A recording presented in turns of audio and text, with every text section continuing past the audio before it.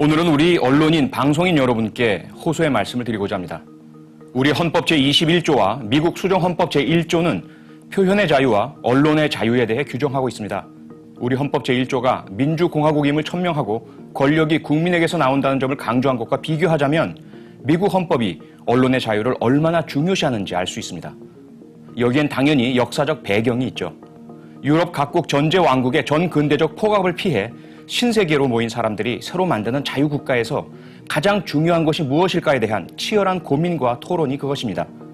전제 군주 마음대로 전쟁을 일으키고 세금을 걷고 물자를 징발하는 폭정이 가능했던 이유는 백성들이 세상에서 어떤 일이 벌어지는지를 정확하게 알지 못하고 안다 하더라도 왕의 뜻에 반하는 의견을 내세울 수 없는 정보의 독점과 표현의 금지였다는 자각에 미국 건국의 아버지들이 합의한 것이죠.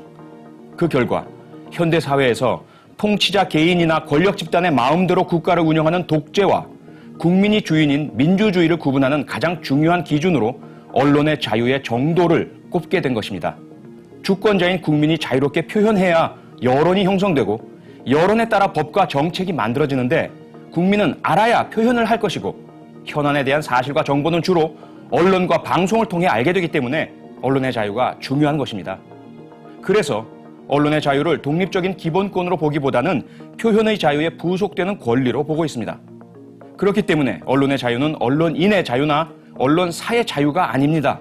오히려 국민의 알 권리를 충족시켜줘야 하는 언론인의 또 언론사의 책임과 의무라고 해야 타당할 것입니다.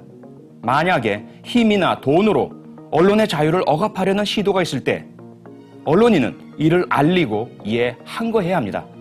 헌법에 명기된 국민의 권리를 맡아서 대신 수행하는 수권자로서의 당연한 의무요, 책임입니다. 일반 회사에 근무하는 일반 직장인과 저널리스트의 차이점이 바로 이것입니다.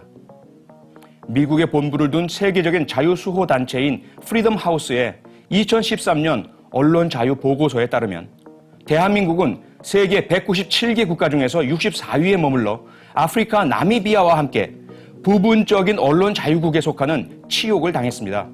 아마도 국정원 사건을 둘러싼 우리 주요 언론의 침묵과 물타기는 이 순위를 더욱 떨어뜨릴 것으로 보입니다.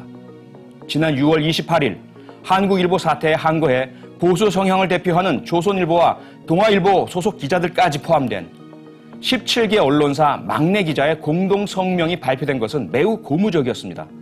거액의 회사 돈을 횡령한 언론 사주가 자기 개인의 이익을 위해 편집국을 폐쇄하고 용역 경비들을 동원해 기자들을 몰아내고 회사 밖에 별도의 편집실을 만들어 짝퉁 신문을 만들어내는 일은 용납할 수 없다는 매우 용감하면서도 상식적인 공동 선언이었죠. 하지만 언론인 자신들의 자존심과 이익을 위한 사안에는 이렇게 용감하면서 대한민국 헌법과 민주주의가 유린당하는 국정원 사건 앞에서는 어찌 그리 얌전하신가요?